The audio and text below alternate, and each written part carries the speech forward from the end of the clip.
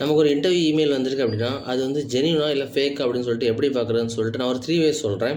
So இந்த 3 ways நீங்கள் check பண்ணிங்கன்னா உங்களுக்கு தெரிஞ்சிடும் அது வந்து ஒரு ரியல் இமெயிலா ஆர் ஃபேக் அப்படின்னு சொல்லிட்டு. ஸோ எனக்கு வந்து இமெயில் பார்த்தீங்கன்னா career@srtenergy.com அதில் வந்து வந்துருந்துச்சு.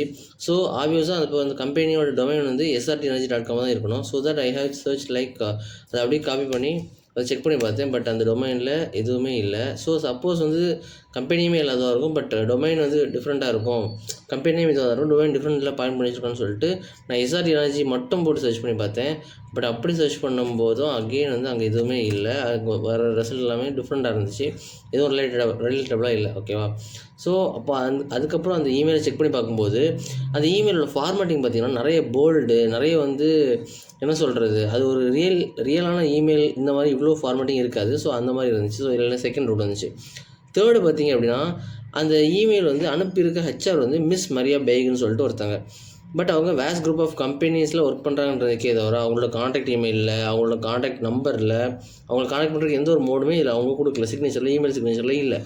So that I have search like Maria பேக்னு சொல்லிட்டு அப்படியே லிங்க்டின்ல போட்டு சர்ச் பண்ணால் நிறைய ப்ரொஃபைல்ஸ் வருது. ஸோ அதில் வந்து வேஸ்ட் குரூப் ஆஃப் கம்பெனிஸ் ரிலேட்டடாக எதுலேயுமே மரியா பேக் அப்படிங்கிறவங்க ஹெச்ஆராக இருந்த மாதிரி எங்கேயுமே இல்லை. ஸோ தட் எனக்கு இன்னும் டவுட் வந்துச்சு. ஸோ தட் அந்த மரியா பேக்னு சொல்லிட்டு இருக்கிற ப்ரொஃபைல்ஸ் எல்லாமே செக் பண்ணி பார்த்தேன், எதுவுமே எனக்கு மேட்ச் ஆகலை. அண்ட் அந்த வேஸ்ட் குரூப் ஆஃப் கம்பெனிஸுங்கிற ஒரு லிங்க்டின் இருக்குது, பட் அது வந்து யாருமே ஃபாலோ பண்ணல. வெறும் ஒரு 10 பேர் 20 பேர் மட்டும் ஃபேக்கான லிங்க்டின் ப்ரொஃபைல் மாதிரி இருக்குது. ஸோ இதே தெரிஞ்சு okay this is not a real இமெயில்னு சொல்லிட்டு ஸோ தட் நான் என்ன பண்ணேன்னா ரிப்ளை பண்ணேன். என்னால் இன்பர்சன் வர முடியாது, பட் ஆன்லைனில் வி கேன் ஸ்கெடியூல் கால்னு சொல்லிட்டு போட்டேன்.